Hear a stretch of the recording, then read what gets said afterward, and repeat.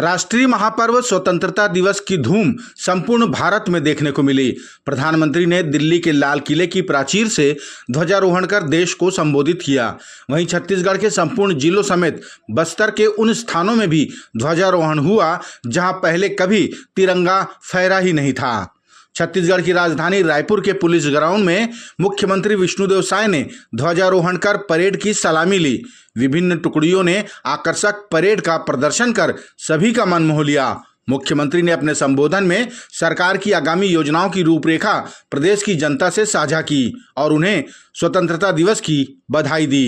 80वें स्वतंत्रता दिवस की बहुत बहुत बधाई, बहुत बहुत शुभकामनाएं। आज पूरा देश स्वतंत्रता दिवस मना रहा है और हम लोग भी यहाँ पर रायपुर में बड़ी भव्यता से यहाँ पर मनाए हैं, जिसमें जवानों का परेड भी हुआ है।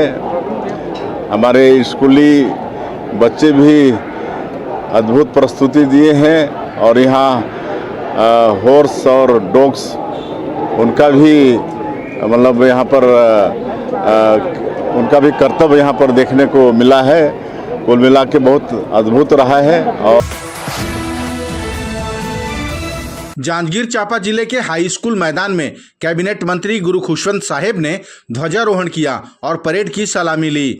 जिला स्तरीय स्वाधीनता दिवस के कार्यक्रम में मंत्री खुशवंत साहेब ने मुख्यमंत्री के संदेश का वाचन किया। परेड में विभिन्न टुकड़ियों ने शानदार मार्च पास्ट कर सलामी दी। छत्तीसगढ़ के विधानसभा अध्यक्ष डॉक्टर रमन सिंह ने राजनांदगांव में ध्वजारोहण किया और परेड की सलामी ली। उन्होंने प्रदेशवासियों को स्वाधीनता दिवस की बधाई दी और मुख्यमंत्री के संदेश का वाचन किया। इस मौके पर उन्होंने उत्कृष्ट कार्यों के लिए पुलिस जवानों का सम्मान भी किया।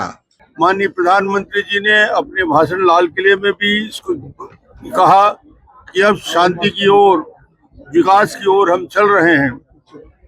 वही हमारे मुख्यमंत्री विष्णुदेव जी के संबोधन में था और उसी बात को मैंने स्पीकर के नाते राजनांदगांव में यहाँ दोहराया।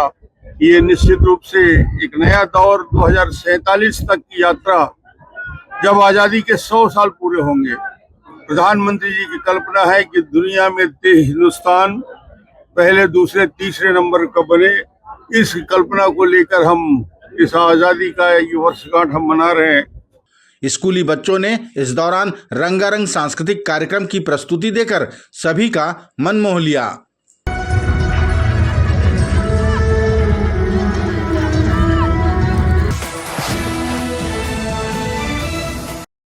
छत्तीसगढ़ के मुख्यमंत्री विष्णुदेव साय ने नक्सलवाद समाप्ति पर कहा कि डबल इंजन की सरकार में प्रधानमंत्री, गृह मंत्री और सुरक्षा बलों के अदम्य साहस के कारण आज समूचा छत्तीसगढ़ नक्सल मुक्त है। उन्होंने आशंका जताई कि अभी भी कुछ नक्सल विचारधारा के बचे होंगे, उन्हें भी जल्द समाप्त करने की आवश्यकता है। ये तो बहुत बड़ा काम हुआ है इस देश में, नक्सलवाद समाप्त हुआ है और डबल इंजन की सरकार छत्तीसगढ़ में विशेषकर और माननीय प्रधानमंत्री जी का आशीर्वाद, गृह मंत्री जी की दृढ़ इच्छा शक्ति, जवानों का दम साहस और लोगों का समर्थन, इस सब के कारण एक जो असंभव सा लगता था कि नक्सलवाद कभी ख़त्म होगा कि नहीं, उसको समाप्त कर पाने में हम लोग सफल हुए हैं।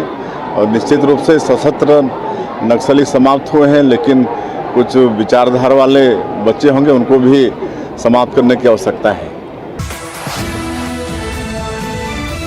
प्रतिवर्ष के अनुसार इस वर्ष भी जनसंपर्क विभाग द्वारा राजधानी के टाउन हॉल में 15 से 21 अगस्त तक छायाचित्र प्रदर्शनी का आयोजन किया गया है। इस बार इस प्रदर्शनी में छत्तीसगढ़ के स्वतंत्रता संग्राम सेनानियों की जानकारी देने का प्रयास किया गया है, ताकि युवा पीढ़ी को छत्तीसगढ़ का देश की आज़ादी में योगदान की जानकारी हो सके। प्रदर्शनी का उद्घाटन मुख्यमंत्री विष्णुदेव साय ने किया। उन्होंने प्रदर्शनी का अवलोकन भी किया और सभी को आमंत्रित किया। और यहाँ पर टाउन हॉल में जनसंपर्क विभाग द्वारा प्रदर्शनी का आयोजन किया गया है, जिसमें हमारे छत्तीसगढ़ के जितने भी स्वतंत्रता संग्राम सेनानी हुए,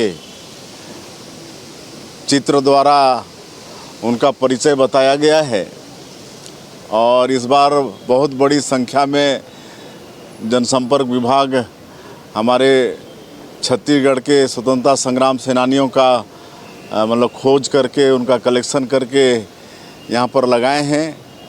और 2.5 वर्षों में जो छत्तीसगढ़ के अंदर विकास के काम हुए हैं उनको भी चित्र के द्वारा यहाँ पर बताया गया है।